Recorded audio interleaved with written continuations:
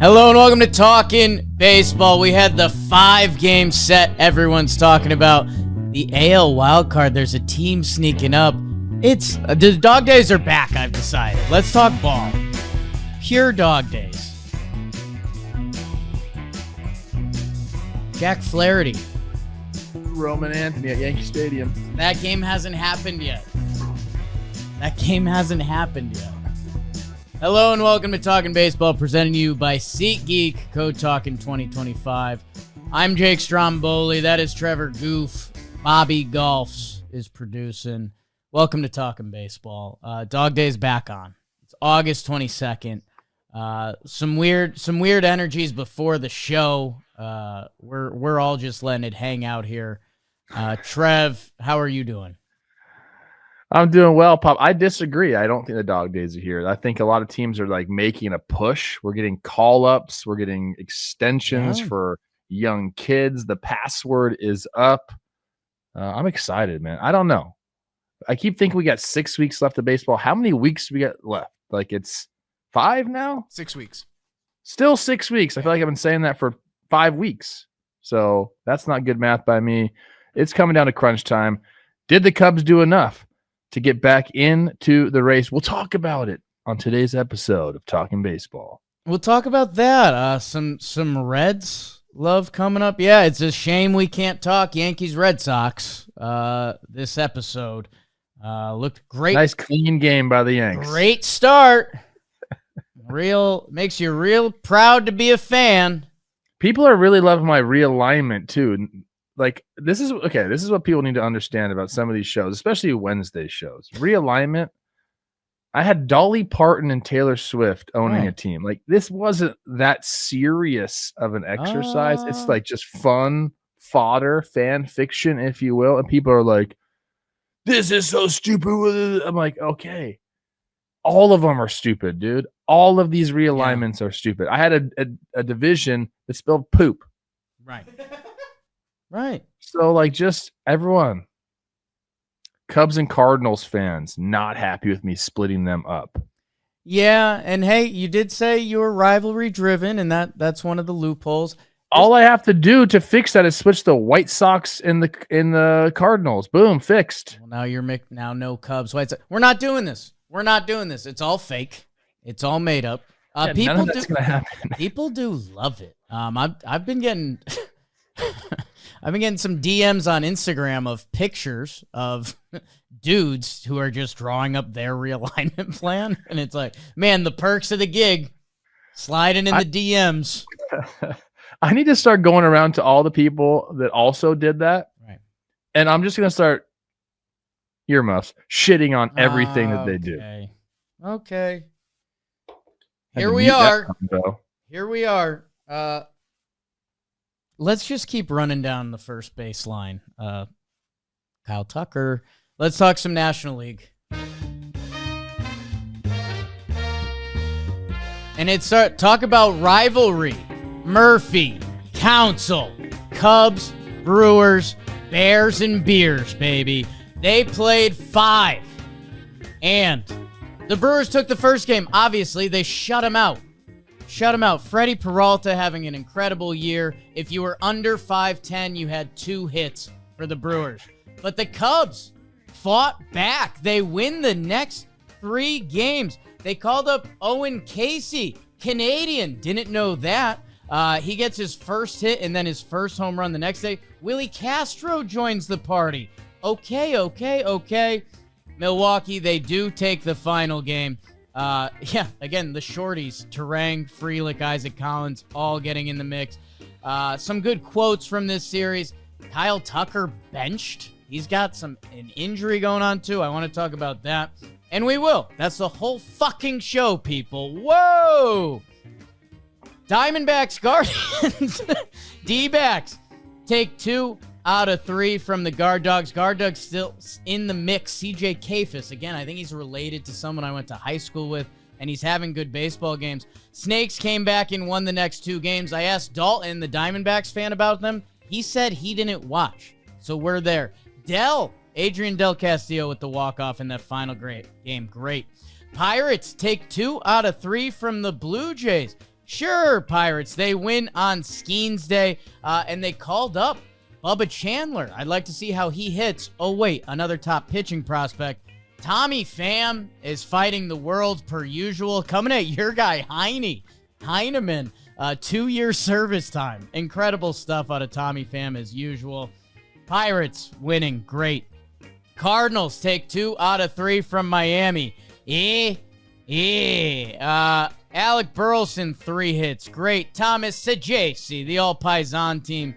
Sandy is back to salvage the set, and he's looking kind of like Sandy. You might hear more about that.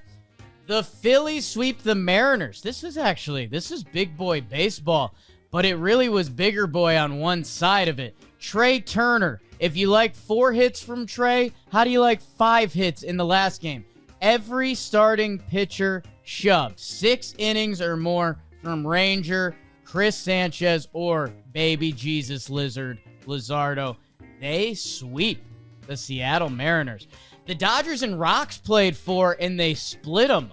Did you know Zeke Tovar owns Yamamoto? 7 for 10 against him. Warming Bernabel mentioned. I don't know, man. Does Teoscar have to catch that ball? That's what Dave Roberts and everyone's saying. I think they're right. Freddie and the boys, they come back. They win the final game. I don't know. Padres, they take 3 out of 4 from the San Francisco Giants. Giants win that first game. Dever homers. Robbie Rai. But it's all Padres the rest of the way. Full pension piv. Gavin Sheets turning on balls. Fernando! Another robbery by him. Is he tall, or is that wall small, or is it everything? I don't know why he's always robbing homers. It's impressive. The Braves and White Sox played. Did you know? Do you care? Trev's Hurston Waldrop shoved again. Why not? Get him in the next NASCAR series. Kyle Teal, 4 hits. Matt Olson, 4 hits. Benintendi, 4 hits. Great. No one cares. And the Mets played the Nationals. They won that first game. David Peterson, 8 innings, 1 earned run. The Mets are back. The Mets are not back. After winning their 3rd straight game, they dropped the next 2 to the Nationals. Brady House, 3-hit day. Sure, absolutely. Good bullpen effort by the Nats. That is what happened in the National League.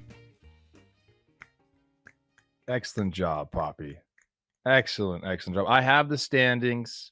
I know everybody wants them, so I'm going to give them to you. We'll start out in the National League Central. Big 5-game set. Did it change a lot? Well, yeah, 2 games.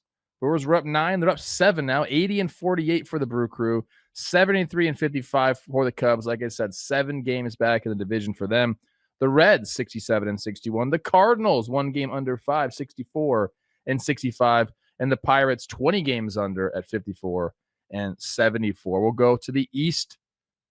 74-53 for the Phillies. They also have a 7-game lead over the New York Mets, who are 67-60. The Marlins 60-67. Braves 58-69. Nationals 52-75. And then out west, 73-55 for the Dodgers. A tiny little 1-game lead. Just a little one. Big set for them against the Padres this weekend. Padres 72-56. The Diamondbacks 4 games under 500. That's why Dalton's not watching. 62-66 for them. 61-67 for the Giants. They have just fallen off the face of the earth, huh? Shout out JP Martinez, my friend. 37-91 for the Rocks. They're only 36 games back. They are eliminated from the NL West title hunt. It's tough for them. In the wild card, Jake, this is what everyone wants, okay? The Cubs currently have the first wild card position, followed by the Padres. The Mets clinging to a half-game lead for the 3rd wild card spot over the Cincinnati Reds, who are 67-61, and that's really it. You can talk about the Cardinals. They're under 500, Jake. You know I don't mention teams like that. Not at this point in the season. They're 4 games back. Diamondbacks, I mean, they're kind of breathing, I guess? No. Those are the standings in the National League. Well done, Trevor. The National League standings were brought to you by Shady Rays. It's August. You need a pair of sunnies. Go get yourself a pair of Shady Rays. our friends at Shady Rays have you covered with premium polarized glasses, shades that won't break the bank. Independent sunglasses company offering a world-class product, 5 stars by over 300,000 people. If your shades ever go missing or take an unexpected hit, don't sweat it. The most insane protection in all of eyewear. Every pair is backed by their lost or broken replacements. So if you don't love your shades, exchange for a new pair or return worry-free within 30 days. And it's one of our best deals at the company. Code TALKIN, 35% off. ShadyRays.com. Code TALKIN. Go get yourself a pair now. Trev, yeah, in the National League, it's looking like in the wild card, like you mentioned, the Reds and the Mets are going to be dueling it out down the stretch for that final spot. And then the West, the Padres and the Dodgers. And then you get some seeding there. Like right now, the Padres are behind the Cubbies in the wild card. But that's looking like what it is the rest of the way. So I think we start out in beautiful Chicago, heading out there in September. See Joe's McFly making the trip. Watch out, Chicago. Anytime we bring Joe's out of New York City, I'm worried for the city he's going to. He should be. Someone gonna get. The Cubs and Brewers played the 5-game set. Trev, we tried to tee this one up for a while. By the time we got there, like you said, it was a 9-game division lead, so that took a little bit of lead out of it. But a lot of moving parts here, man. Brewers take the bread games technically on the bookends where the Cubs get the meat. But we've got Kyle Tucker getting benched and he's hurt. I guess where do you start with all of this? Well, yeah, I mean, the 9-game lead's tough. And the Cubs tried to do it. If they win that last game, instead of up 7 or down 7, they're down 5. Right. I mean, it's a big swing right there. Jolly Olive and I talked about this on Baseball Today. That we felt like they had to win all the games after losing the first one to really make it a race and get back into the NL Central hunt. The 7 games to me, like, I know it's baseball. I know it's been done before. I'm not writing it off, but it's very improbable now that they're going to win that division. Yeah. The Brewers their team identity, like what they do, I feel like they can't go on like losing streaks.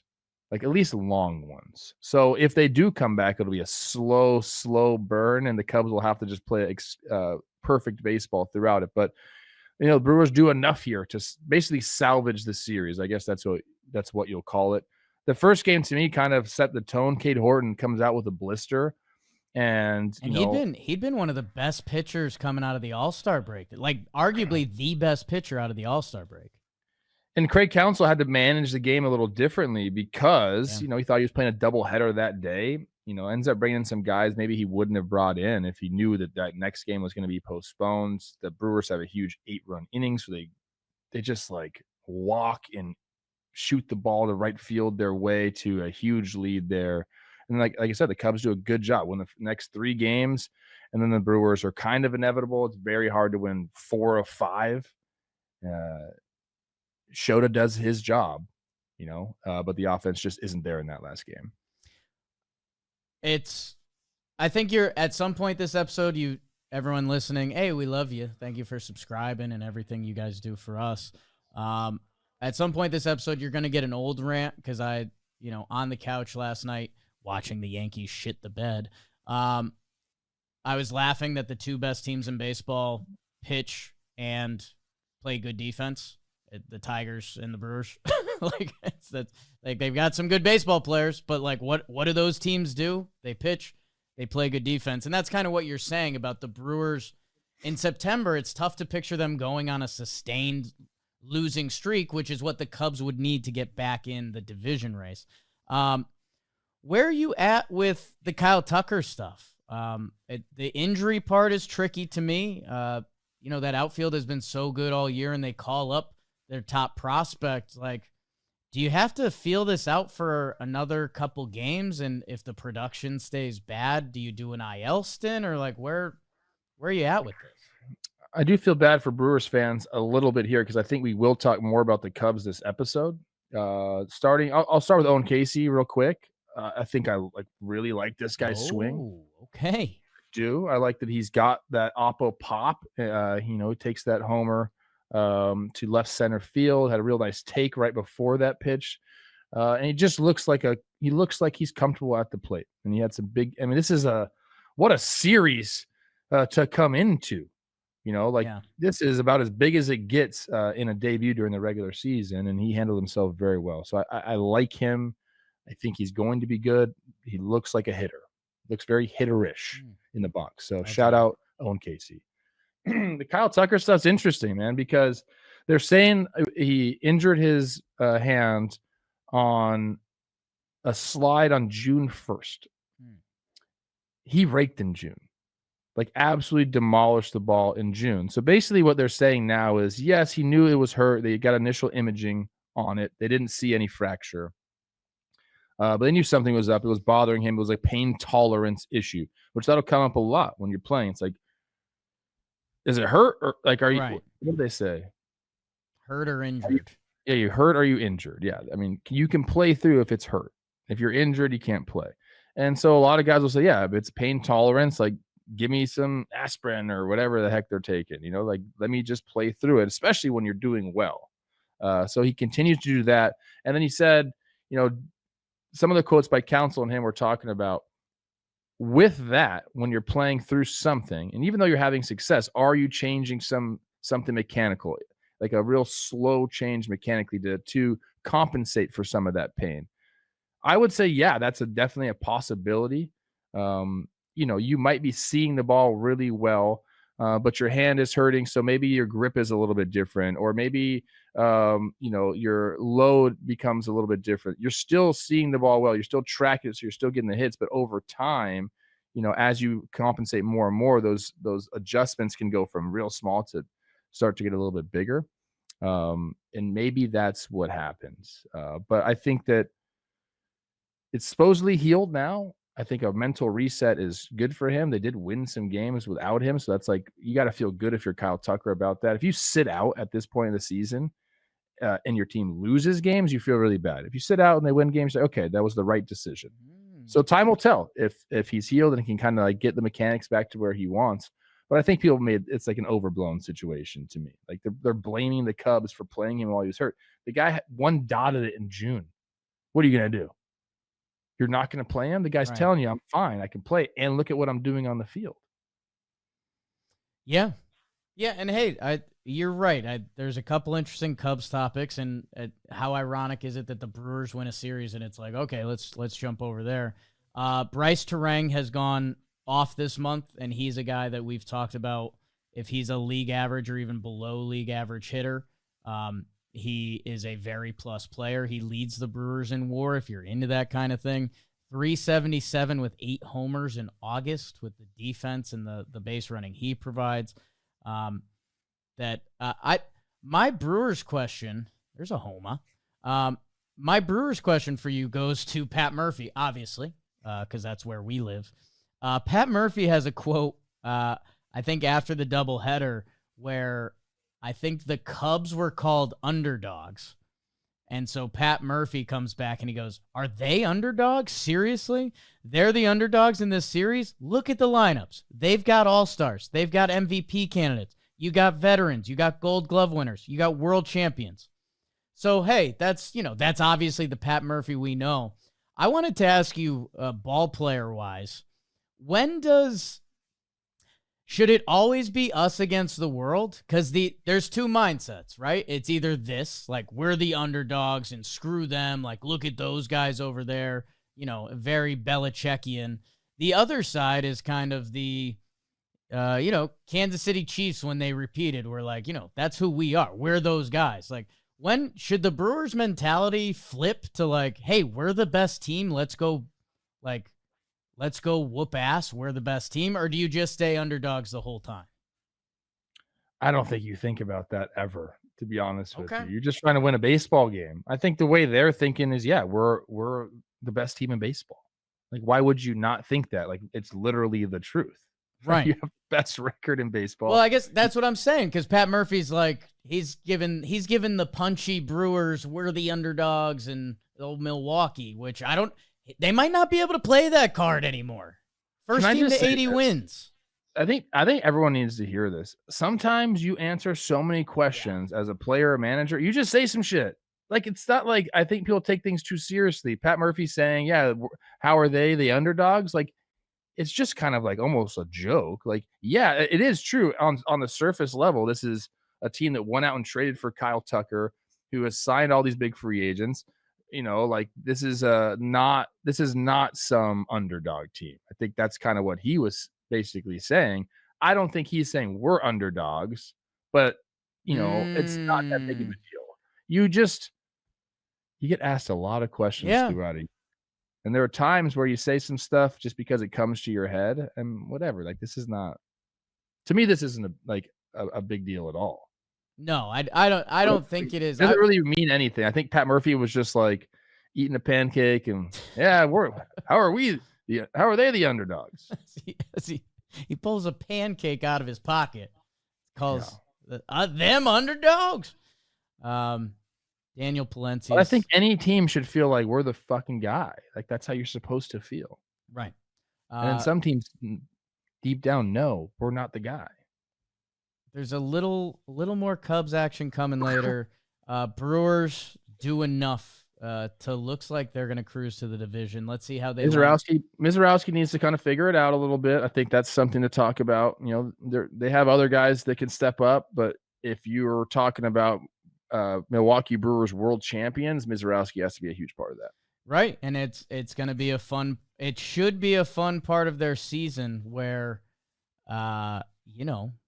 how does Mizorowski look the rest of the way? Is he a starter or is he a bullpen weapon that we've seen teams tap into in postseasons that can change a series? So first world problems for the punchy Milwaukee Brewers. God, Trev, in the NL, because you mentioned this, a lot of these have some playoff implications, but Guardians, Diamondbacks, if Dalt's not watching, I'm kind of not logged in. Blue Jays, Pirates, it was more so the drama from this series. Your guy, Pham and Heineman, I know Jim was grinding on the breakdown. Do you want to put your 2 cents in? Well, I mean, after the game, Heineman said, I don't even know what he was talking about. I didn't say anything to him. So I guess Pham was mad that Heineman, like a pitch before, asked the umpire like where that pitch was. Yeah, he gave a dramatic catcher like, I wanted that. But yeah.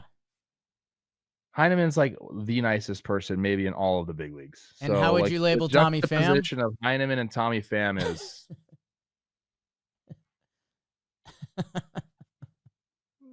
yeah, like he's smiling. You can tell he's smiling right there. Oh my gosh. Yeah, I don't know. This was a nothing to me. Like Tommy Pham, he plays that way, man. He wants to be kind of angry, chip on his shoulder type guy. I don't know, man. Yeah, it's Blue Jays. Scherzer has been really good out of the All-Star break. That bat like flip that's on that to me. walk. Like if we're being honest, you're like Tommy Pham incited this. And then got mad. 100%. He got mad at the catcher for being like, what the fuck? George Springer turns on one down. Like, hey, say something nice about the Pirates. Well, Tommy Pham has been great for 2 months, a 926 OPS.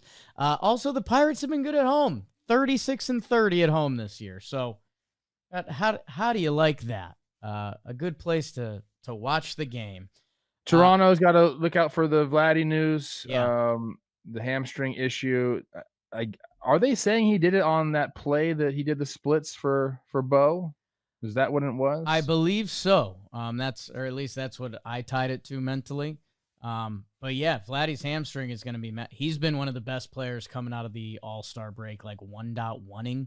And he's got a little bit of a second half reputation going now. And when I say that, I mean a gangbuster second half. Like past couple years now, it's been a very solid, good first half, and then he's gone absolutely nuts. So, just inflammation in the hamstring. So we'll see what that is, but always one of the tricky ones, Shane Bieber. Yeah. Makes his debut tonight. And Eric Lauer going to the bullpen, and Eric Lauer has been so good for them. So we'll see. We'll see how long that lasts. That's always one of those that It can be very good, or it can juggle the team dynamic. We've seen that with the Phillies a couple years in the past, where you're kicking someone out of the rotation who's been pitching well. Very first world problems, but Shane Bieber, he could be pitching in playoff games, and we haven't seen him. What other team just did that? Moved him out and then straight back into the rotation. Was that that was Nick Martinez. Dana and Gordon. I heard he came right back in. Yeah. Shane Bieber. Wow. Speaking of those Phillies, Trev, this was another. I think because this was a sweep, it got pushed down on our radar a little bit, but I don't know if it should be. The Phillies showed out, man. Every starter. I have some more on them coming up later, but also, man, like the starters should be the story, and that's why I'm talking about them later. But when I look at every box score, I'm seeing Trey with 4 hits. I'm seeing Bryce with 3 hits, 2 homers. Schwartz 3 hits. Kepler 3 hits. Like the Phillies, who I got roasted for, the power ranking. Oh, can you believe this guy? Look at the Brewers. They kind of showed this series when they're full tilt. Tough to mess with these dudes. I mean, the Phillies are obviously one of the better teams in all of baseball. So that's another thing. My slogan today. Okay, your slogan? Slogan, did I say that? It's a little schlong. I did yesterday. I didn't want it. That's a behind the scenes story. My slogan for today is everyone just relax. Whoa. Everyone just relax. No chance. No, we can't. No chance. Dog days, maybe. I think I'm just getting sensitive, man. My social media notifications have been so bad lately. Yeah. It's been tough. I know you go through that too, Pop. What were we saying? Yeah, Phillies are good, and you you ranked them 1 in the power rankings. Oh, they're not number 1. They're definitely number 2. It's like, okay, sure. Okay. All the Phillies starters, hitters, had 1 hit before the 3rd inning. First time that's happened since 1963 in the first game. Bryce Harper's been a top 5 power guy coming out of the break. Yeah, and that's what we've kind of been saying with these Phillies. Like, Schwarber's been in the MVP conversation, which is insane. But we've been looking at Bryce and Trey or someone else to kind of start playing a little bit above their skis, and maybe these guys are starting to do it now. I mean, Trey's had a great year so far. Alec Boehm being back, let's see how that goes for them. 54 homers since the break for the Phillies. That's a power surge, most in the big leagues in that time frame. That's basically what this was. And now my take on the Mariners lately has been they are, and sorry, we haven't done the American League standings yet, but I'm going to just go a little. Oilers. They're 2 games up on the Royals for the wild card. So they're 2 games from not being in the playoffs, but they're also 2 games back of being in first place in the AL West. What a weird time for Mariners fans. Yeah, and hey, Eugenio homers again in that final game. Julio digs one off the ground and homers on it. And I am very much a fan. Sometimes a road trip gets you, and they lost 5 straight, 2-7 on the road trip. You're getting Bryce Miller back. There's, like you're saying, like the West is still very winnable. You got to make sure that leave this on the road trip.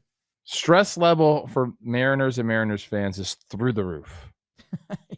Yeah, and it kind of should be. Hey, man, I'll be honest. The Yankees-Red Sox series, which hasn't happened yet on this episode, I was watching very uncomfortably last night, and it was a weird fandom moment of just like, do I like this? Like, does my heart hurt? What am I doing? Comment below how you like to watch your team. Trev, again, the rest of this NL, I think, can be high and tight. Like Dodgers, Rockies splitting 4. The Rockies are on pace to be better than the White Sox now after they had a 4-game winner and turning things around. And if you're the Dodgers, it just feels like the weird thing we've been doing with them that, okay, this happened and this sucks, and Mookie's having a meeting and Teoscar beefs a ball, and what was this? But again, they're going to get judged by the end of this weekend where they play the Padres, and every time we need to judge them, they end up doing fantastic. I think they have a decision to make, and maybe they've already made it. Mookie at shortstop is their best, and Teo and right, that's their best offensive lineup. Right. Best defensive lineup would be Miggy, like Miggy Rowe or somebody at short, Mookie out in right field, and Teoscar in left. But I'm curious, like, if I'm them, I make that adjustment. I say we have enough offense. We can get by on our offense. Yeah. That maybe I want a better defense out there. I feel like, the pressure of, the playoffs, a lot of it gets put on the defense. Everything's magnified there. So, yeah, this is we're showing now the ball that Teo dropped there that allowed Tovar to get on second base. And then our guy Warming hits the walk-off. Dave Roberts said he got to be better. I said, why? I don't know, man. People got mad at me for this too. Yeah, Everyone's sensitive today. Good. Should Dave Roberts have called Teo? I don't care if he called Teo out. I don't think Teo cares if he got called out. All I'm saying is you can call him out to his face. Like, people are like, oh, you got to call guys out and hold him accountable. He did it to Ohtani. Here's the thing. You can do that. The only thing holding him accountable to the media does, it saves the manager from having to ask more questions. But now it's going to put more questions on the player. He's got to answer questions about his bad defense and the manager calling you out. It's like, is that what you want? Like, if you're really trying to get the best out of somebody, maybe certain guys need that kick in the ass. But, like, you can call him out behind closed doors into the media. That's why when people get on Aaron Boone, I'm like, you have no idea what he's doing behind closed doors. Right. And and ask him next Tuesday, ask him, like, why don't you call players out in the media? He's going to say, because it's just going to cause more questions for them and get their focus off the game. That's it. Yes. I think there's a difference between, like, getting through the media, like we talked about. Managers do 2 press conferences a day, 162 times 2, one before, one after. That's kind of nuts. There's a difference between just putting up a whole lying facade, because then the media gets louder. Then the media doubles down that now you've made a mountain out of a molehill.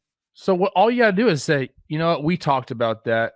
If I'm Dave Roberts, I say, I talked to Teo about that. He was no doubles. Got to get to that ball. He's working really hard. We already had a discussion about it. Yeah, that's it. That's like the end of everything if you phrase it like that. But you're right. Similar to how we say some stuff sometimes that people are all over us, it happens for managers as well and players, because you're talking so much throughout the year. Yeah, and I just think there's some, like, who probably thinks he should have caught that ball? Teoscar. So, like, that's had like a 99 point something catch rate. Yeah. Yeah, but here's my other take on that is, and I said this on Baseball Today, find me a season where Teo's been a plus defender. Right. Challenge. Well, I feel like he's a banger. I feel like he's been okay in left field for the Dodgers. And I don't know, dude. There's always been something off about having Mookie not in right field when he's one of the best to ever do that. That you're right. That might turn into their playoff formation. Maybe they'll do whatever they want. Tommy Edman can play everywhere. Mookie can play everywhere. Like, they will figure it out. When's Tommy Edman back? I don't know. Bob's on it, though. Yeah, get on that. He was like a playoff to me last year. He was like a playoff hero for them. He's a monster. Started hitting homers, was making great plays at short. Hitting like cleanup versus lefties. For the Dodgers. Trev, I think the other end of this spectrum is the Padres, who win 3 out of 4 of the final 3 against the San Francisco Giants, who we've noted the past few episodes are just swimming the wrong direction. And again, this is almost inverse of the Dodgers. Like, this is very good for the Padres. They've been playing good baseball. Their judgment day is going to come on Monday's episode when they play the Dodgers again. Yeah, absolutely. And game 3 here, the Padres thing this whole year is we don't hit homers, which, like, to me, and they did in game 3, Sheets with a couple of them. I love the holy Sheets call. How do you like that? It's a good one. It's out of the Storielli playbook there a little bit. It totally is. Good for Ursillo bringing that to the air. Yeah. Are they just going to go off like on a homer like run here in September and just shut everybody up? Isn't that math? I tell you what would be cool, and we obviously have some Padres connections in this offense. If the Padres started wearing like if they started wearing shirts that said like "we don't hit homers" and then they just started hitting homers in the game, that would be pretty badass. Like their pregame warm-up shirt is like "we don't hit homers," and then they just started mashing. Why aren't they hitting homers? Don't need it. What the hell's going on? They're contact. They have realized, like the rest of the league, that nobody plays defense. So if you put it in play enough, you'll just win. I don't think that's it. There's 2 teams that play defense in baseball. They're the best team in each conference. Conference? No, there's more than that. You said conference. That's weird. There's more than that. There's some good defensive teams. No one thinks the Texas Rangers are good at defense. I think they're the best defensive team in baseball. They got a load of another. 29th in homers? Pretty wild. That's insane. For the names on that roster? Let me hit you with one. There is no way in hell that this Padres team ends up 29th in homers. They are about to go off in the next 6 weeks.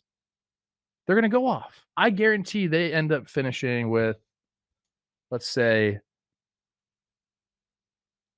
the 19th most homers, jumping 10 spots. Now I got to look up. I mean, that math could be so off. How far away they are. I like that you're putting your neck out there.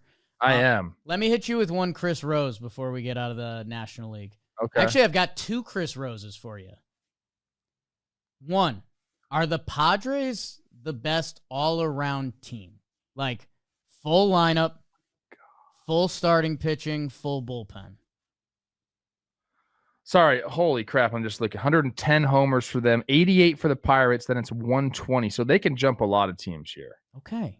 I like your prediction. 110? Your Yanks have 210. And look how good they are. Are the Padres the most well-rounded team in baseball? Holy shnikes. I know. It's a loaded question, but for me, I was just going. I had some of my like in the weeds baseball people were texting me last night, and that was kind of one of the topics. And for me, they have a great argument for it. Like the bullpen can go toe to toe with anyone. Bullpen's the best bullpen in baseball. The starters can go toe to toe with anyone. Yeah. We're healthy now. And now that they have that second half of the lineup, I know you're going through the power numbers, but they just have a really great argument for it. I would say if I'm ranking best like overall rosters, Mariners are there. Okay. Like, I don't think they have a weakness really. In this exercise, you'd point to their bullpen probably as like, but they have been good. Yes, at the back end they have good guys. I'd say the Mariners. I would say the Red Sox, and the Brewers and Padres. Okay. Yeah. My second Chris Rose question to kind of bring us out of the NL. What's your Mets concern level? They lose 2 out of 3. The amount of games they've been losing, and now the Cincinnati Reds are 1 game back. Mets have lost 16 of 21. Like the NL East is out. They were dominating that. And by the way, Trev, not to give us an early pat on the back, because we know anything can happen in the Mets could be the best team in September. That's how baseball works sometimes. The Mets were the team that we had as the oddball out coming into the season that were like, this is going to bite us in the ass. And then they had one of the best starts in team history. Mm-hmm. And now here they are, and it's dark. My concern level is high for them. I mean, they're a half game up on the Reds right now. The starting pitching has not been their friend. Peterson, obviously excluded from that conversation. So you're starting there, and that's one of the worst feelings as a team is if your starters are putting you, in the hole. And then offensively, you have to kind of like try to find a way to dig out of that. Some of the additions to the bullpen haven't necessarily worked out like they thought they would, so they're having some issues there. I think that will correct itself. I think they've put together a really nice bullpen. So to me, yeah, if you can get some starting pitching going and kind of going a run there, that's your key into the playoffs for them. We're gonna find out. Them and the Reds are gonna be fun. Senga's it hasn't been good for him as of late. Here's the note on him: 18 earned runs over 27 innings in his past 6 starts. He had a 1.39 over his first 14 starts. So, there's issues there. Cards, fish. Sorry. Cards, you got to do a little more to get us interested again. Trev's got some fish later, and Maximo Acosta, first career home run. You get the family going nuts in the stands. One of the better clips from this week. If you need to fill your cup with some joy, let's do it. Let's do a tight AL, baby.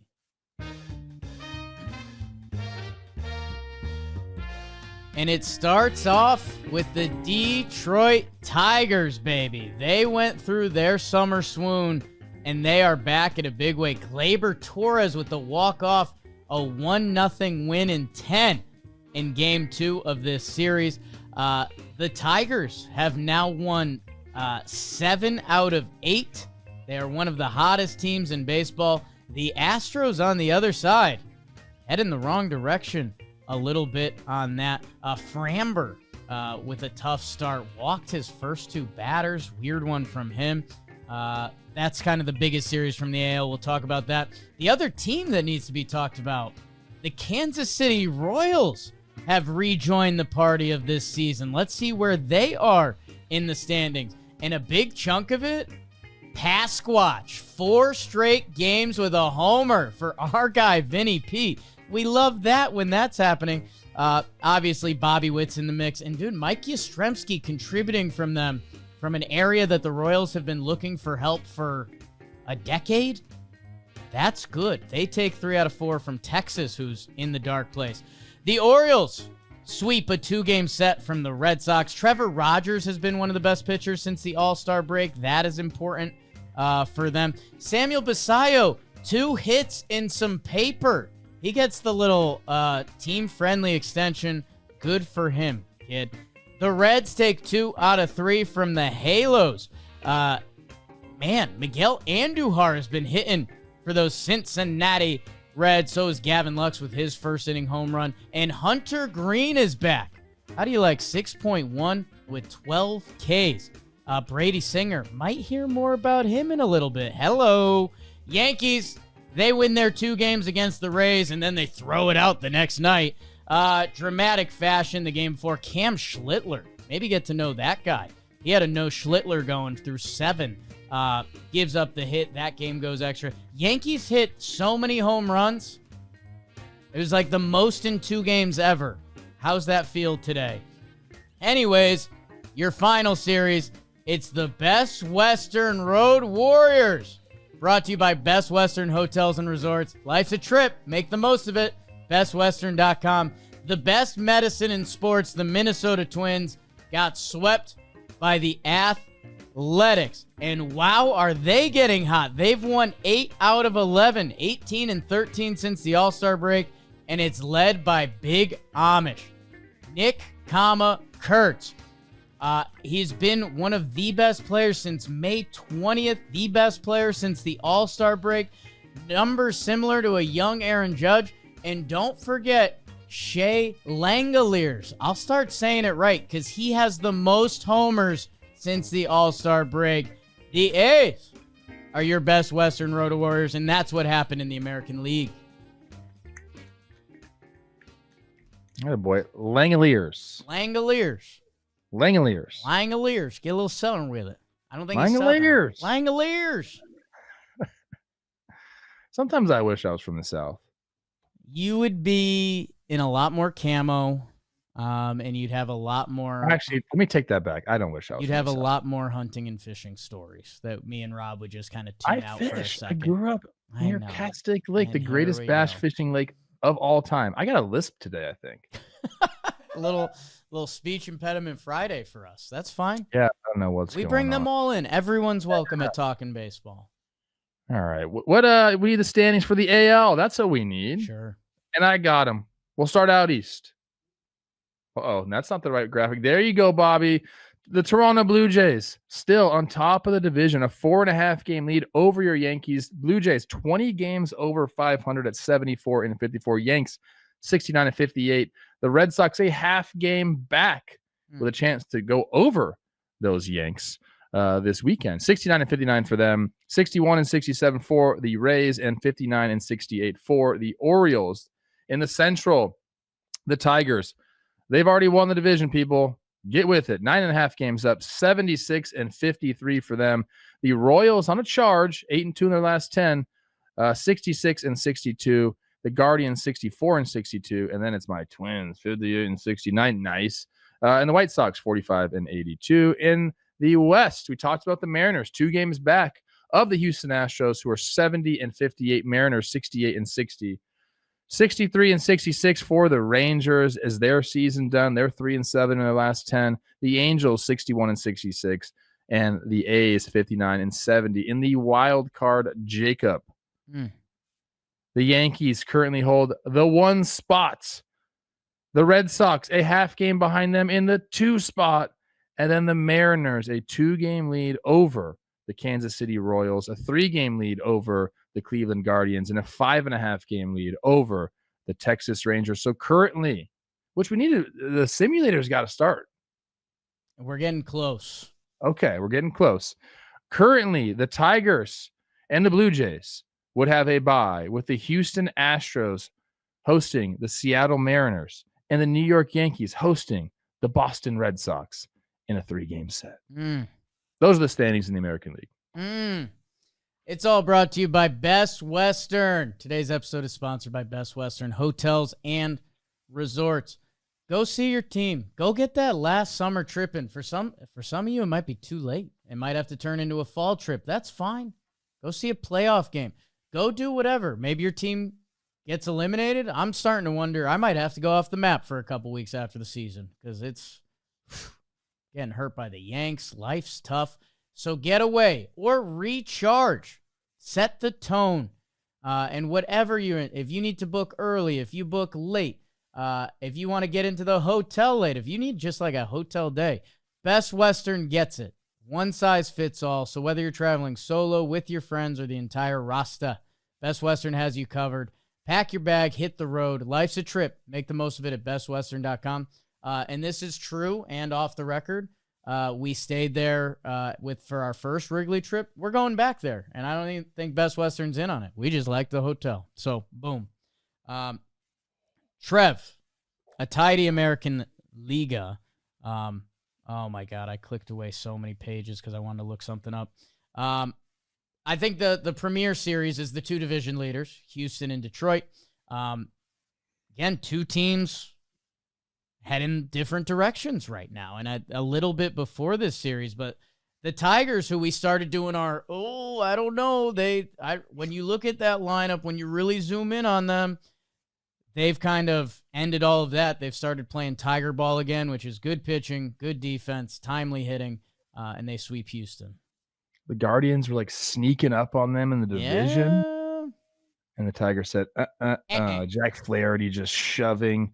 Obviously, great pitching performances for the Tigers in this series. I love that Hunter Brown and Scoobs ended up matching up together, pitch for pitch, essentially. Scoobs was just a little bit better. Sorry, that's my Cy Young, is basically what he said.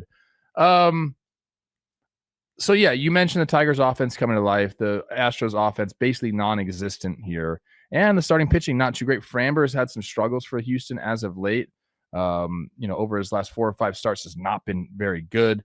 They got to fix that because right now it's like Hunter Brown and the rest of the guys doing it, and they need to fix that and kind of get back on track there. But the Tigers, man, when they got their guys going, and from time to time throughout a season, you're going to have some offensive woes, and maybe it happens all at once, but when Riley Green is doing it, you're getting Trey Sweeney homers, you're getting Colt Keith, getting him hot. Like it's they can be overwhelming because that runs are going to be at a premium when you face a team like the Tigers, who can defend, who can pitch. So if they're putting up 7 runs in a game, it's going to be very difficult to beat them. So they got their offensive power going right now. It's a great series for them, and they're kind of just biding their time, and they want the bye. That's that, right? Like they want the bye. Yeah. That's what they're playing for now. They have the division wrapped up. We want the bye. 31 inning scoreless streak for Houston as a part of this series. And yeah, I don't know. With how much bullpens are used, it's the not so secret anymore in baseball that anytime your starting pitcher gives you 6 or 7 innings, it changes your bullpen map for the next couple days. That I think once you get on a roll with that, like it's so crazy how bullpen dependent we've become. That you mentioned that, the start of the Cubs Brewers series, that Horton goes down, and that then affects like your next game. And the bullpen ripple effect that starts with good starting pitching, which when you're getting good starting pitching, that's been as true as time in baseball. But yeah, I don't know. Tigers are full back, and for a couple months there, or for a couple weeks there, they got scary. Charlie Morton, seeing him slanging that thing up there. I think an under the radar trade for the Tigers and just for baseball in general, under the radar, was Kyle Finnegan going there. What he's been able to do, he's through 8 2/3, hasn't given up a run yet, 11 Ks to 1 walk, adding to an already very good Tigers bullpen. So like they have a formula, man. It's when the Tigers are right, it's a lot of fun to watch. Trev, with the Yankees and Red Sox both being 2-game sweeps, I don't think there's too much to get lost in there. That I think the last real AL series to get lost in are the Kansas City Royals, the Texas Rangers, who they were kind of jousting with in the American League wild card. My Rangers that I kept wanting to believe in to somehow get the fire going under essentially just the offense, a little bit the bullpen, with how good their pitching's been. Kansas City, we hit that point 2 weeks ago where it's kind of fight or flight. The Royals have started to go 8-2 in their last 10 game homestand. 6 out of 7. Pasquantino is going. Yaz has added a dimension to the offense. The Royals, we didn't know if they were going to be in the mix in September for a little bit, and now they are. Yeah, I mean, I think that's what we're seeing here right now is like their offense is starting to click. Bobby Witt's going. Maikel Garcia, like sneaky, has been great since the All-Star break. I was doing a search here. I think he's been the best overall third baseman since the break. Okay. We're going to talk about another one coming up here later. He's 305, 382, 500 since the break. And doing it on both sides of the ball. So you're doing that. You're getting Vinny going. Yaz, as you mentioned, a nice trade deadline acquisition for them. So we're seeing, they didn't put up crazy offensive numbers here. They have not been hitting with runners in scoring position over the year. But if they can kind of change that and get it going a little bit, that'll help, the rest of their season as well. So I think that's kind of what we've seen is just guys clicking. The offense is coming together for them, and wins have been coming because of it. I don't know. I don't know if it's Yankees fear or whatever. I think the Royals,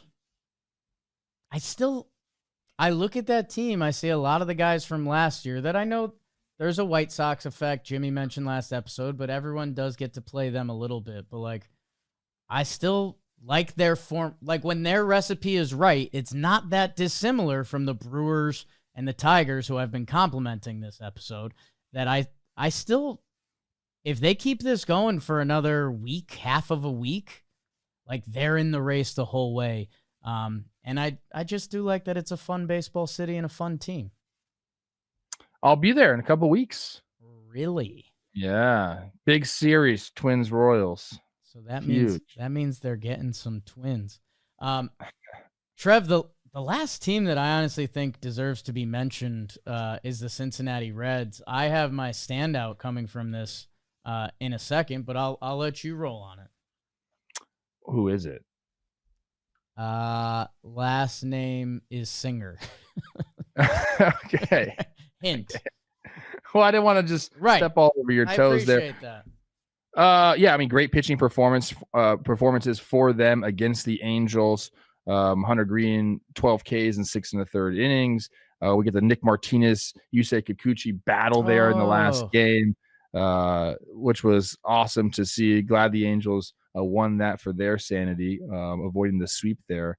I think the Reds are almost one of those teams that you could say is a complete team.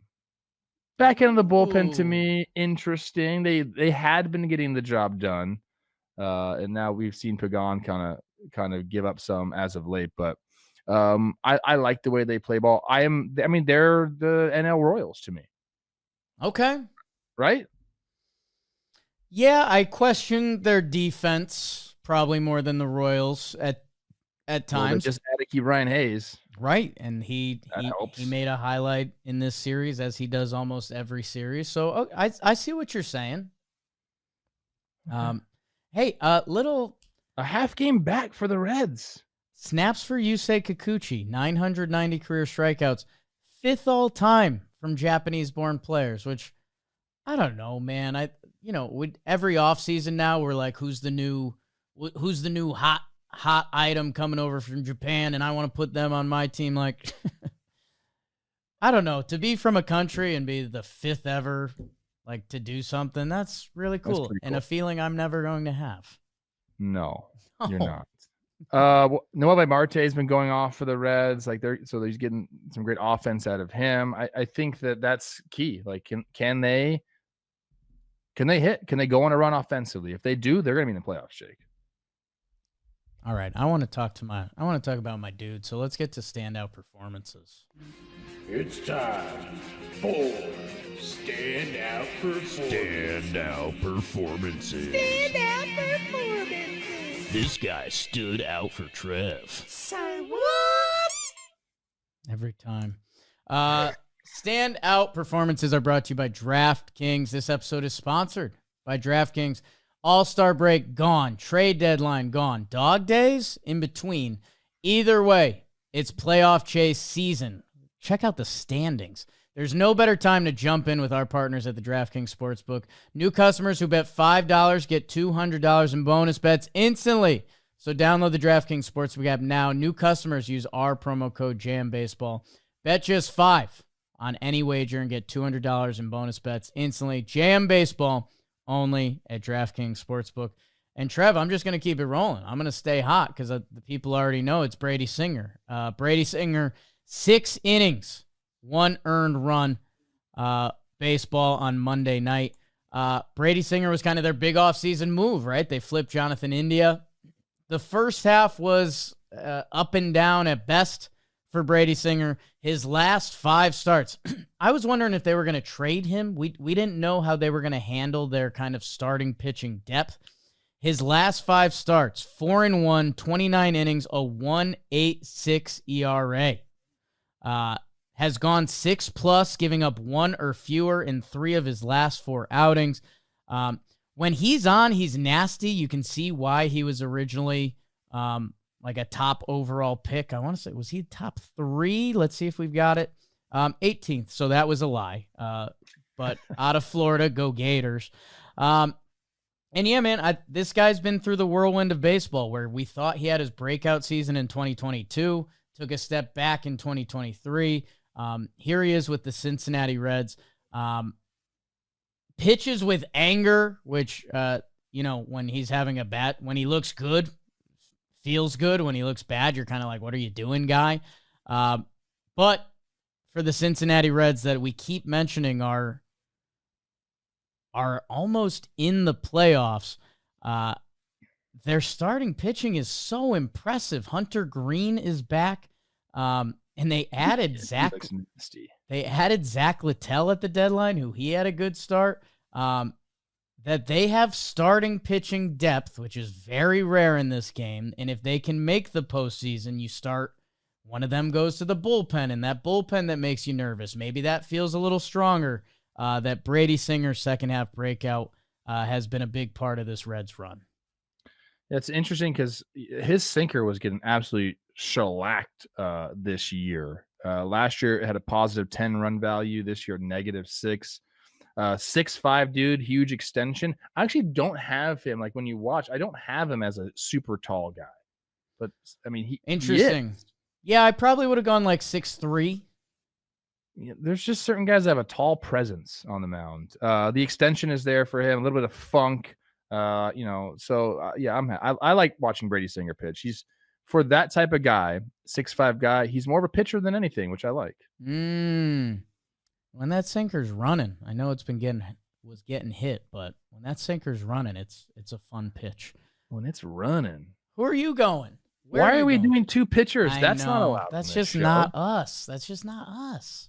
All right. Well, I am going Sandy. My guy Sandy down there in Miami had a nice performance. It was kind of like vintage Sandy, if you will. 7 innings pitched, 5 hits, 1 earned run, 9 Ks to 1 walk. And he's had a couple nice starts in a row. He's done that a few times, a couple nice starts. So he'll have a hiccup here. The reason I chose this start, Jake, is because he threw 114 pitches. Like, this is what Sandy is supposed to do, or what he's done in his career. Previous start against Boston, 6 innings pitched, only 1 earned run, 7 Ks, 1 walk. So back-to-back nice starts for him. The numbers overall in the year, terrible. A 6.04 ERA, a 4.32 FIP. But, when you're working back from injuries, I think this year will call it a wash. I guarantee going into next year, Sandy's going to be a completely different pitcher. And maybe just towards the end of this year, we'll see him turn around. It sure seems like he's finding it and feeling good. So I wanted to shout him out because for a while we were talking about him as the guy. Yeah. Like the way we talk about Tarek Skubal, we were talking about Sandy. And then some injuries happen. You kind of forget about him. So vintage Sandy comes out. You got to talk about him. Yeah, and you could hear it in the Marlins broadcaster's voice, how hyped they were. A lot of his firsts in this game, or these back-to-back games, are from 2023.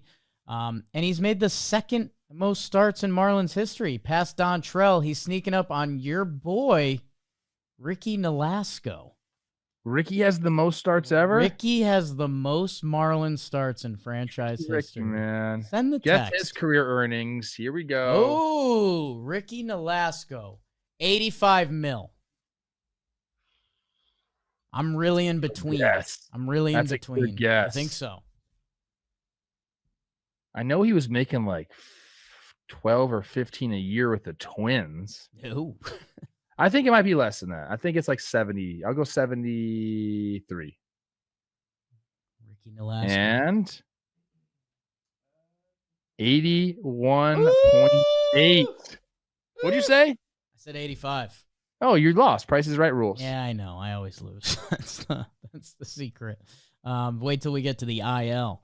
Good, we got to shout out Ricky Nolasco. And yeah, for the Marlins going forward, like, okay, if they did trade Sandy this year, it feels like his value could already be going up. Or if you bring him into next year and he looks like that version of Sandy, like the guy we were talking about at the trade deadline had a 7 ERA. That we can talk about arm talent and the metrics and everything all you want, but I bet some of the offers they must have got for Sandy must have been so insulting. Yeah. And you get why. His value will be back next year. He back. Trevor, Should we talk about Trevor Rogers? We can talk about Trevor Rogers. He's been one of the best starting pitchers since the All-Star break. And he's the guy that they everyone was doing laps about Kyle Stowers because he's been so good for Miami. Trevor Rogers is the guy they went out and got. That, man, Baltimore has been sneaky a solid team since June 1st, which is a lot of baseball. And you want to know the secret? They've been pitching. Rogers has been good. Sagano has been good. They have to be kicking themselves that they got off to such an atrocious start. Because if their start was just a little better, I think they'd be in the mix. 12 starts, Jake, for Rogers. 10 of them dominant. Quality starts in all of those. He had one hiccup early June against Tampa where it went 2 1/3. He only gave up 3 runs, but he walked some people. I'm assuming that was a quick hook there. The other non-quality start is a 5 1/3, 2 earned runs. Let's just go from July on. Let him cook. Which is 7 starts. 7 starts, 8 starts, 54 1/3 innings pitched, a 1.16. Okay, go Trevor Rogers, go. And yeah, I guess on this segment of Talking Orioles, Samuel Bassallo gets the young player contract extension. I feel like we need like a code word for that, which was interesting. We have a couple resident Oriole fans in the office, and the reaction was kind of like excited, but also, wait, we never did this with Gunnar. We never did this, with Adley, who Adley has also been in a dark place for over a calendar year now. We had some theories brewing about that. I did bring up his stats from last year's All-Star game. And it would shock you, the baseball player that Adley's been for over a year What are they now. since last year's All-Star game? Adley, since last year's All-Star game, where he was wearing an interesting shirt that got some commentary. Adley, 143 games. 219 batting average, a 299 on base, a 83 weighted runs created plus, a negative offensively. Crazy. Yeah. Crazy. The guy was He's getting lab. He's got to go down to the Holiday House and just hit. Oh, that offseason story is going to And be maybe a burn that movie. shirt. And maybe burn that shirt. Maybe a ceremonial. Because everything else going on here, I like. The necklace, the hair, his date for the evening. The shirt was tough. It's okay. I think at the time I said, "Hey, you're trying something new." Right. And that shirt works if you're raking. If you're raking, that shirt works. Playoff Randy Arozarena shows up in that shirt, and I wouldn't want to be pitching. So We're rooting for Adley. We're rooting for Adley, and I'm excited for the offseason story where he spends 2 weeks with the Holiday family and they burn that shirt. That's it. It'll be so good if they just like actually did that, had like a seance, burned the shirt, and then went straight into the cage, and all of a sudden he's just raking. Start the World Series DVD. Trev, I can't believe we ignored all the hitters, but I think there's a good chance that a lot of these guys are going to end up on En Fuego. Dirt nasties on Fuego. That means I'm on fire, baby.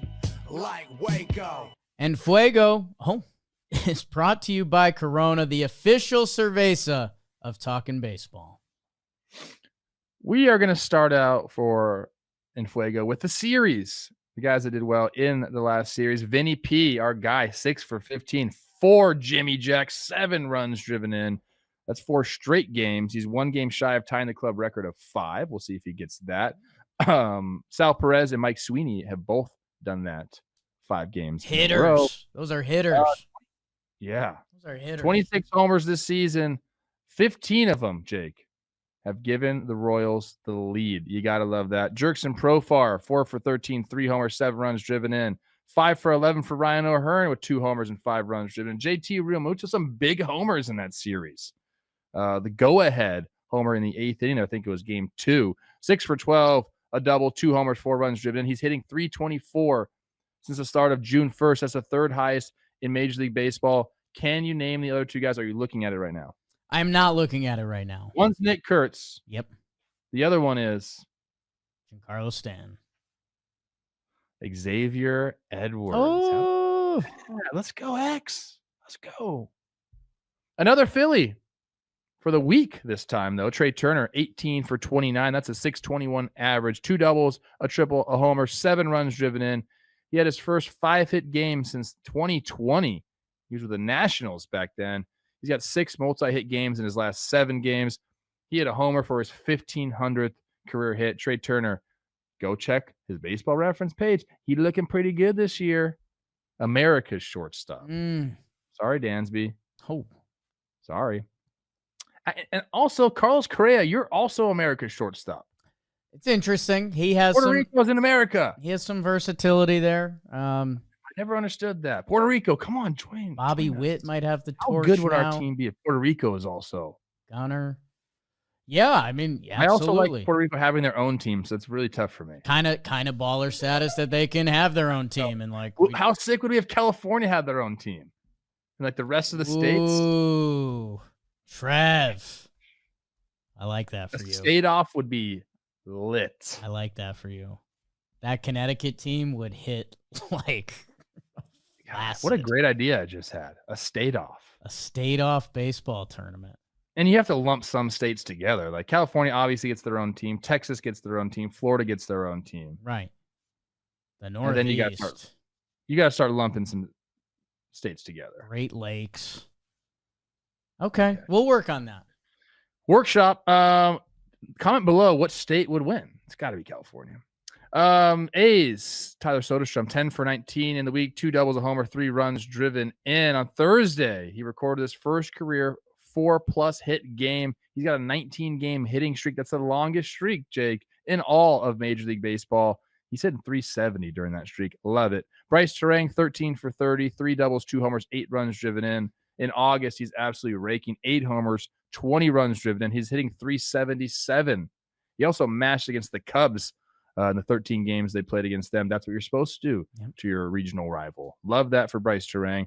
Freddie Freeman, obviously, 9 for 26, 3 doubles, 2 homers, 6 runs driven in. Noelvi Marte of our Cincinnati Reds, 11 for 26, 2 homers, 5 runs driven in. He's got an 11-game hitting streak. He's got a 5-game multi-hit streak. He's the first Reds player 23 or younger to have a 5-game multi-hit streak since Nick Esaski. In 1983, I guarantee Chris Rose would have known that. Jake, that's who's in Fuego. Why don't you tell me a little bit about Corona? Somewhere Chris Rose just woke up in a cold sweat. First, what I need to tell you, when you asked me that trivia question about Xavier Edwards, I wasn't listening because I got caught in a I think it's a Talkin' Baseball favorite. The Andres Galarraga segment slapped a little while ago. Mike Sweeney is someone that definitely a lot of our listeners do not know. First base DH for Kansas City during some of their not banner years. From 99 to 05, so what's that? 7 seasons? He had a 905 OPS, 313, 383, 905 OPS. Mike Sweeney was a dude. And he was like the guy during that time period. It was him, Joe Randa. Those Kansas City Royals teams don't get talked about as much as the teams. He'd be on Team California, Mike Sweeney. Oh, yeah. And the other thing I started daydreaming about is maybe there's a buddy system that it's like it's two states, so it'd be like California and Maine get paired up. And you have to have a certain amount of Maine players. I don't even know if you need that. It would just be funny that like the California Maine team. Yeah, I don't. Who's from Maine? Nobody. Bob's on it right now. Who's from Maine? Micah Johnson, whose hat I'm wearing. Nice. How about Cooper Flagg? That's pretty big for the whole state of Maine. Who else is from Maine? Doesn't help baseball so much. Do you know Paul Bunyan's like a lot of states claim him? Does Maine also claim Paul Bunyan? I have heard that, which I thought Minnesota was just, for me, that's Paulie B. There's like Paul Bunyan statues everywhere. Kind of cool though. Legendary. Yeah, if you're Paul Bunyan, it's cool. Legendary guy. Well done, Trev, on the standout performances. Let's get into who's struggling a little bit. Hey man, you've been struggling lately. It's time to pick it up! And the goal here is to get these guys off, and I believe in all of them.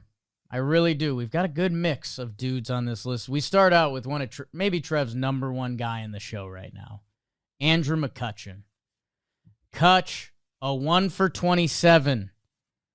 Struggling with the heater this year. Hitting 2-1-2 on fastballs. That's the lowest in Major League Baseball. Jorge Polanco, Trev's guy, bought him his first suit. 4 for 34. That's a 118 batting average. Struggling in non-2-strike counts, which that's when you kind of got to get her done. Michael Conforto, it's been a weird year for him. 4 for 30. That is a 133 batting average. Struggling with runners in scoring position. That's when you really want the sauce. Thick neck Josh Young. Yikes. 5 for 37, a 135. It's been a struggle bus year for him. And Kobe Mayo, one of those baby birds trying to figure it out. 6 for 39, His 19 strikeouts over the last 2 weeks are the most in Major League Baseball. So let's get those guys off the struggle bus. Hopefully we see them in on Fuego next week. For now, we've got the IL update, and it's a lot of names. It's more names than I'd like to admit. Texas first baseman Jake Berger. It's been a how's your burger kind of year for him. 2 to 3 weeks with a left wrist. Brandon Donovan, left groin for St. Louis. That's not what they need if they're going to stay alive in this.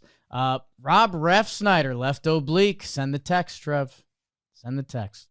Francisco Alvarez, 4 weeks or so with that right thumb. He had been so good for the Mets since becoming back. That's really hard. A couple relievers. Anthony Bender, Brett Hedrick for Yanks. Cole Winn, who I think Vinny Pasquantino went about 500 feet off of, all to the IL. Wheelier Abreu for Boston with a right calf. Ha-Sung Kim with Tampa. It just hasn't been his year health-wise. Adley, talked about him a lot. Right oblique, 4 to 6. Trev, reach out. And Tyler Stevenson for Cincinnati with a left thumb. Let's see what that turns into. This is where we start to turn things around. Let's make a weekend out of it, people. It's a a lot of rivalries. This Dodgers, Padres, Sox, Yanks, whoever your team is playing. I hope you enjoy. Returning from the aisle, Mark Canha for Milwaukee. Do they need him just for vibes? That's fine. Alex Lang back for Detroit. He could be an impact piece for them. Let's see what he looks like. Pavin Smith for Arizona, kind of putting together a nice year. Bryce Miller in Seattle. Ahmed Rosario for those Yanks. Jameson Taillon, who had a really nice start against the Crew. And Jacob Webb for Texas. So with that, let's start everyone's weekend. Awards! Kelsey Wingert, huge update for the award section. Kelsey Wingert is caught up to the episode 2 weeks ago when we shouted out, hey, Kelsey, let us know when you're caught up. She said in a text message that she hasn't listened to a song in 3 weeks. She's just been cranking out Talking Baseball ups. She's the GOAT. There's a reason she's going to the Hall, and that's why. Should she be the first number retired in the warehouse? Wow. There's been a lot of discussion about that because everyone's been looking at Joe's just for some different reasons. I'll have the statue, obviously. I have the statue. Oh. You ready for this? Let's go. Why don't you give your award? I'm going to give my award. My award is called Changes. Okay. And you know what? Change is an interesting word in all languages, right? It means a lot. There's been a lot of great quotes. There's been songs. You can reference David Bowie. He had a song called Changes. Time can't change me, but I can't trace time. Is that the lyric? Did we have a big David Bowie mix-up with you earlier this season? Yeah. I'm back, though. Okay. Time may change me, but I can't trace time. It's a great song. Changes. Time to make the change. Change. Nice. That's a great song. Great song. Gandhi, be the change you want to see in the world. Whoa. It's a pretty big quote. That's if you ask somebody, give me a quote, that's got to be one of the first ones that comes to mind. Yeah. Be the change you want to see in the world. Also, Socrates had a nice quote about change. Heavy hitters only this up. Yeah. David Bowie, Gandhi, Socrates. Do you know the Socrates what I'm about to say? Dream blunt rotation. No. The only constant in life is change. Wow. Right? Boom. Socrates, crush it. Socrates, he found some stuff back in the day. And was doing a little puff and then just coming up with all sorts of stuff. And he was Convinced a genius. Of that, no doubt in my mind. Oh, this guy's so smart. He's like, no, I actually just found this bush and I lit it on fire accidentally and inhaled some of it. Really opened up the world. You know that's what happened. Yeah. Unbelievable. Socrates. Anyways, change, big part of what I'm about to talk about because we had a guy, Jake, and I want you to go all the way back to July 13th. Okay. right before the All-Star game. A lot of talk about the deadline coming up, and a lot of talk about the biggest piece at the trade deadline was who? Eugenio Suarez. A lot of teams needed a third baseman. A lot of teams needed this guy's services, just crushing homers, a sure bet to, plug into your offense. Bam, power goes up, run production goes up. The Cubs were one of those teams. A lot of people were talking about, hey, you guys made this big splash in the offseason. You got to continue. You got to push here. You got to go. Third base looks like you got an opening. You could use some more power. Let's go get Eugenio Suarez. That didn't happen because the Mariners brought him back home.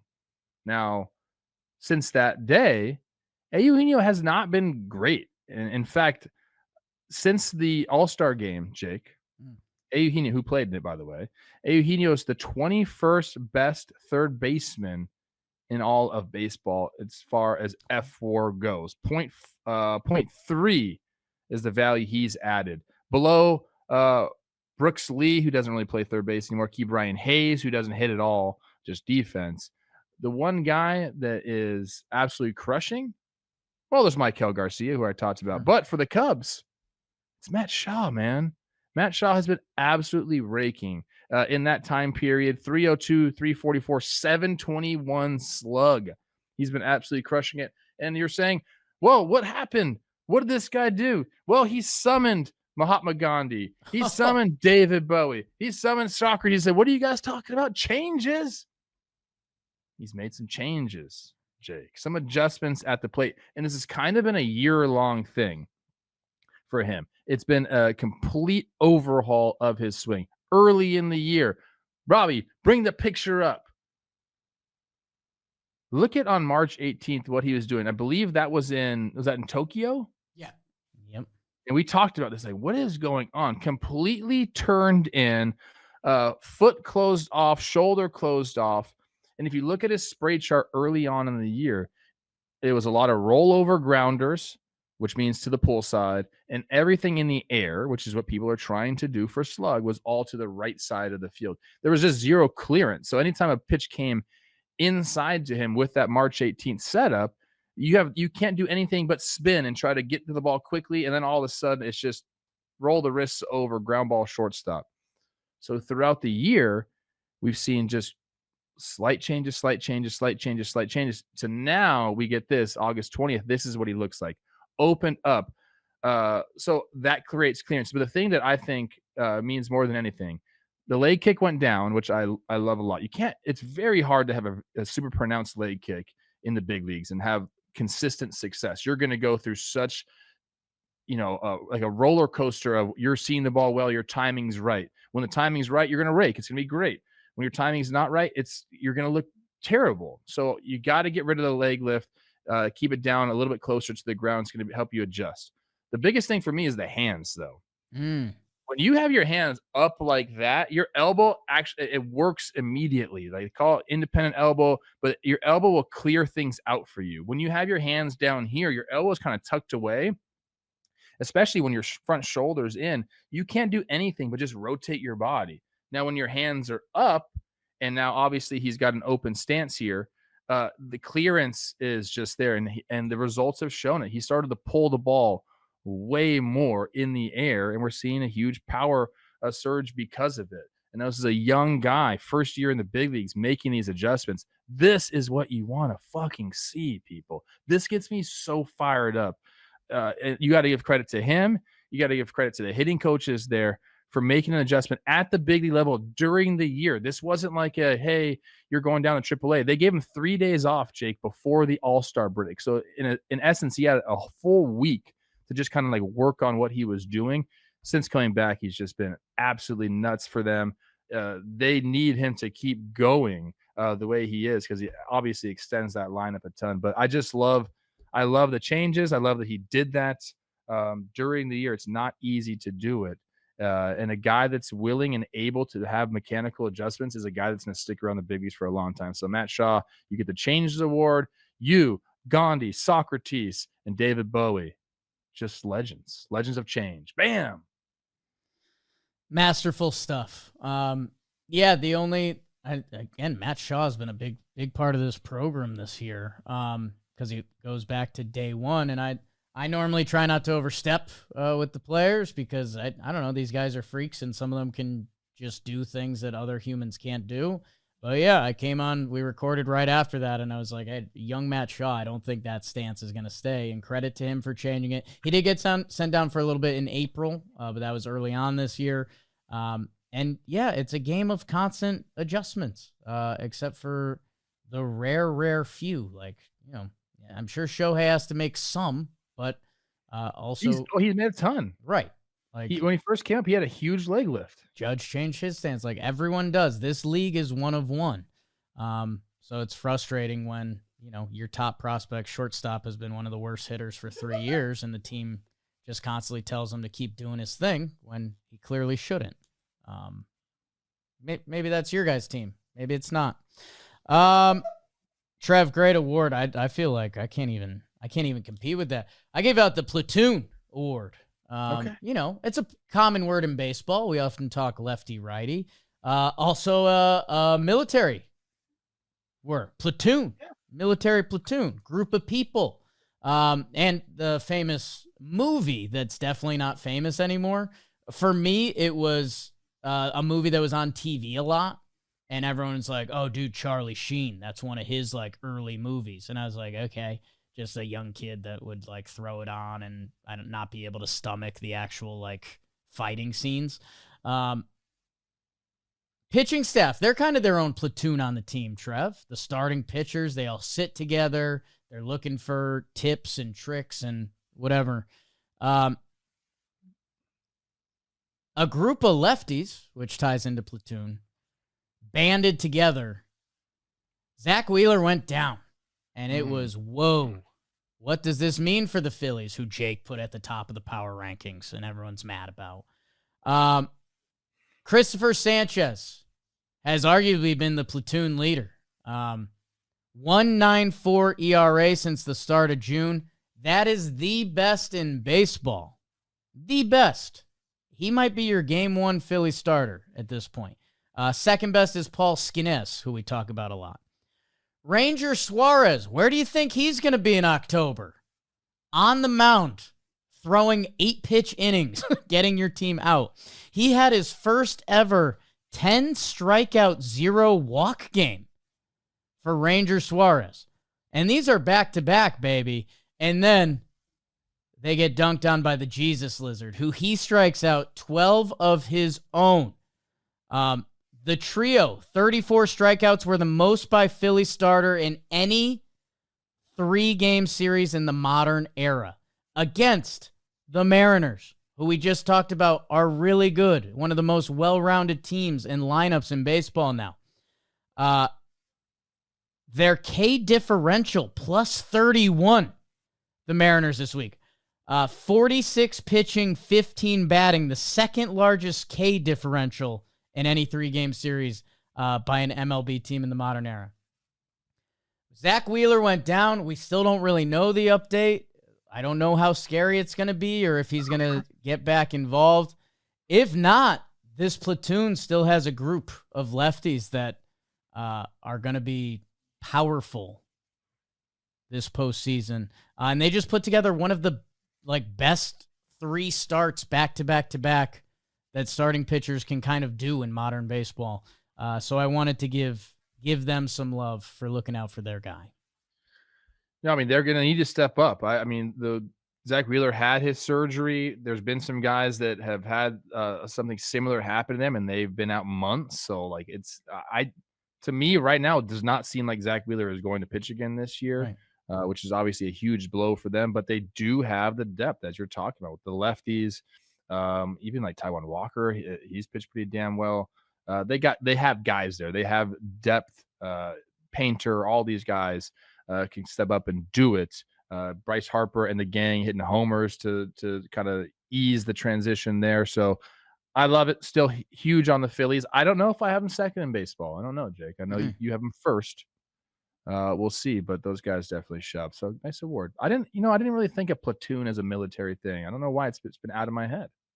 Yeah, I mean, it was Charlie Sheen. Is it Charlie and Emilio in that movie? Yes. Okay, there you A go. platoon is a subunit of a larger company-sized unit, typically led by a lieutenant and comprised of 2 or more squads or sections. I don't have my military terminology down great. I don't Like either. troops is a troop is one person. I thought a troop was like a lot of people. Rob, are you about to tell the cast of this movie? Because No we might Emilio. have to do an off-season watch party. Willem Dafoe, Johnny Depp, Forrest Whitaker, Kevin Dillon, and then John C. McGinley, Tom Berenger, Tom Berenger. like the cast of this movie. There's a lot of movies like that. Like The Nice. Outsiders is one of them, where it's Keith just like David, this, yes. yeah. Oliver Stone movie too. I don't know if the show knows this. I may have announced it. I am a huge Willem Dafoe fan. Okay. Sometimes I just Did you watch watch his that creepy movie. The Lighthouse? Lighthouse. Oh my I did god! not. What? Spoiler alert. You're a huge William Dafoe fan. That's like his. I don't. I do not know. Okay, I won't spoil it. It's awesome. Is it really good? No, it's terrible. I haven't watched any movies, bro. I've just been watching baseball. It's a little sad. I need to build in like a weekly movie night. The only thing I've been watching lately besides ball is and this is like I feel like I'm gonna get made fun of for this, but it's actually really good. Chief of War on Apple. It's like a Okay. Jason Momoa thing. I've heard of it. Yeah, Jimmy's been watching it. It's really good. I like stuff like that. You know, I struggle with period piece. subtitles. it's a lot of I guess Hawaiian is the language they're speaking. It's a lot of that, but it doesn't. I don't think it affects the show. Okay. Yeah. Okay. So that was good at the end. Hey, everyone, we love you. We are here. Happy 70th birthday to William Dafoe a month ago. Big rivalry weekend. Enjoy the baseball. Please. Suck. Jake sucks. I can't hear the music ever. Good. There it is. Who am I? Chuck Knobloch. Oh, Cal Ripken Jr. Oh, Speaking of changes, right? we should do an award about that. His batting stances. I know, like a man of 3,000 stances or something.